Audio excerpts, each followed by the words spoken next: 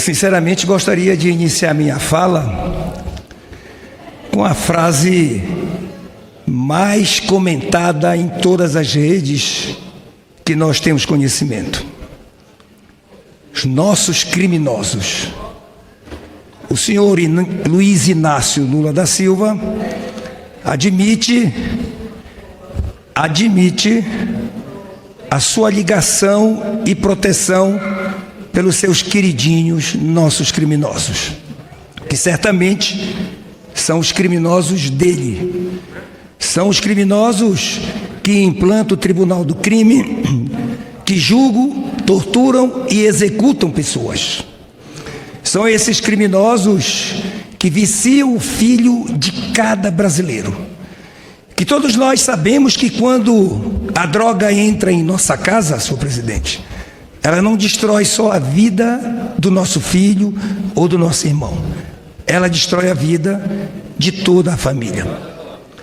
Esses mesmos criminosos que o senhor Luiz Inácio julga como seus, com certeza são exatamente aqueles que fazem parte das organizações criminosas, PCC, Comando Vermelho, que aterroriza o nosso país como um todo.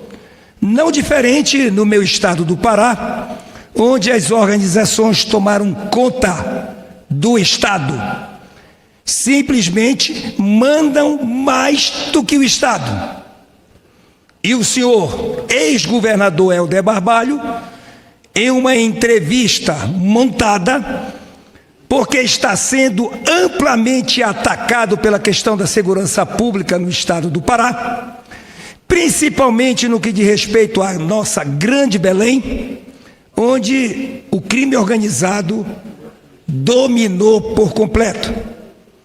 Eles cobram a taxa do crime dos pequenos, médios e até dos grandes comerciantes. Eles ameaçam, eles colocam fogo em veículos dessas empresas, colocam fogo nos estabelecimentos e já até mataram comerciantes. E o senhor ex-governador do estado nada fez, estando 2 mandatos como governador do estado do Pará. É infeliz quando diz, principalmente, senhor presidente, que a questão das organizações criminosas, que a questão do crime organizado tem que começar combatendo no Rio de Janeiro. Que ele quer que o crime organizado seja combatido no Rio de Janeiro para resolver o problema do meu estado do Pará, por exemplo. Ora, senhor ex-governador Barbalho, o senhor não deu conta e não deu conta nem de resolver o problema da segurança pública, de enfrentar as organizações criminosas no estado do Pará. Você quer resolver lá no Morro do Rio de Janeiro, onde estão as cúpulas das organizações criminosas? Tenha vergonha, senhor Barbalho. O senhor tinha que ter vergonha, e quando ainda governador, e ainda milita como governador, porque lá não está uma governadora, lá está alguém apenas tapando um buraco, chefiado por Vossa Excelência, deveria ter pego um grupo dentro das polícias civil e militar, e montar este grupo com um braço do guardião. Bastava um braço do guardião, que é o setor de inteligência da polícia, e montava um grupo de força-tarefa, e eu tenho certeza, em 30 dias acabava com essa sem-vergonhice dentro do estado do Pará, em específico dentro da Grande Belém.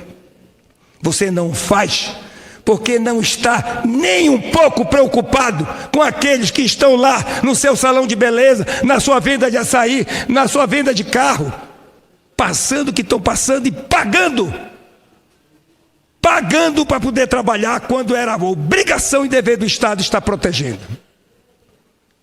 E ainda você vem me dizer que quer que o Rio de Janeiro seja primeiro combatido com as organizações criminosas, para depois refletir em consequência positiva no estado do Pará?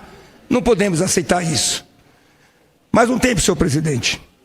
Não posso, senhor ex-governador Barbalho, aceitar que você, durante todo este tempo que passou, venha dizer que a segurança pública tem que ser centralizada pelo governo federal para que possa combater com mais eficiência o crime organizado? Que inclusive no debate aqui na CCJ, quando o senhor esteve presente, veio com um discurso de 20 laudas escrito, leu de ponta a ponta o seu discurso, porque o senhor não entende porra nenhuma de segurança pública, e acabou, levantou e foi embora. Porque se o senhor entendesse de segurança pública, tinha ficado lá na CCJ para debater segurança pública, como ficou caiado?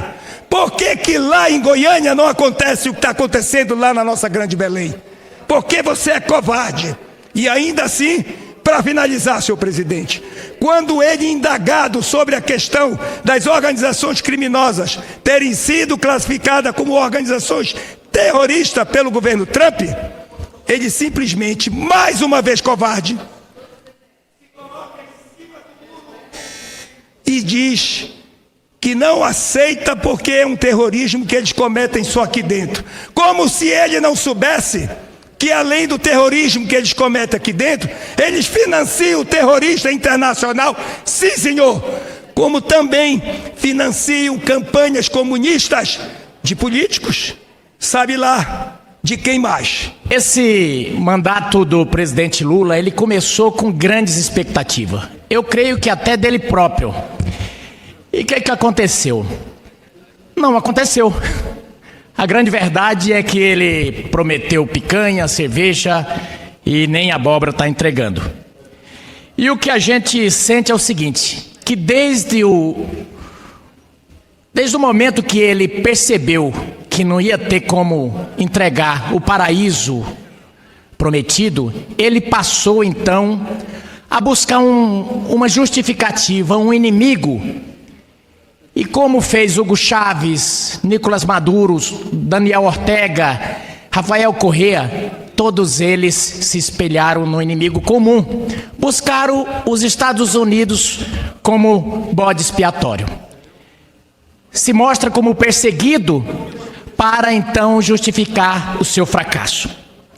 E o Lula começou a provocar o Donald Trump.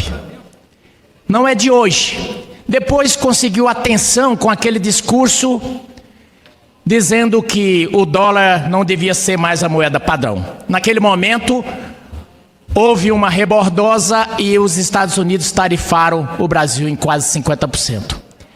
O que fez o Lula? Culpou os Bolsonaros. Porque o Lula, a culpa nunca é dele. Ele sempre é a vítima. Prejudicou o Brasil e culpou os outros. E assim continuou. Disse depois que tinha pintado um clima e, na verdade, ele abdicou de fazer uma diplomacia pragmática, de fazer uma diplomacia que funcionasse. Agora ele faz a mesma coisa. Ele, após se reunir com o presidente Trump e os Estados Unidos colocarem o que queria e ele não atender, ele agora sugere, inclusive, o enforcamento do seu adversário.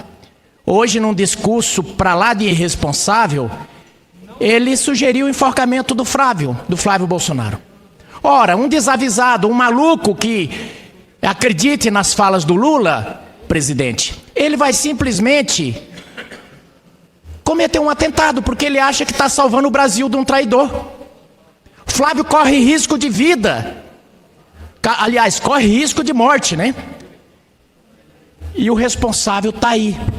Hoje ele está todo assodado dizendo que o tarifaço é culpa dos Bolsonaros.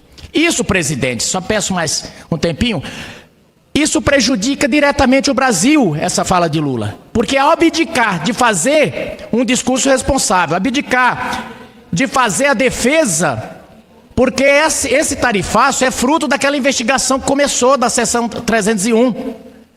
Mas hoje, Mato Grosso, Pará, deputado Éder Mauro, são estados extremamente prejudicados por essas medidas de Lula, porque os prejudicados são esses estados que precisam se desenvolver. Mas o Lula não está nem aí. O Lula quer saber de se vitimizar e de passar uma ideia de que ele é vítima.